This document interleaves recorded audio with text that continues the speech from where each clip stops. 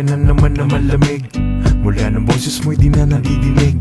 Hindi pa rin nawawala sa aking isip. Tila ba isang masamang panaginip, palaging tulala sa isang tabi. Nag-aantay pa rin hanggang pagsapit ng gabi na ika'y darating, ngunit malabo na. Pero hanggang ngayon dito pa rin nahihirapan na makausad dito sa aking kinatatayuan. Patuloy na nilalamon na nakaraan, mga tanong sa isipan na walang sagot. Kasiyahan na napalitan na nalungkot.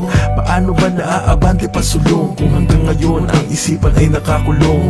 Sa alaala mo noong andito ka pa sa aking tabi, tuluyan na nawala.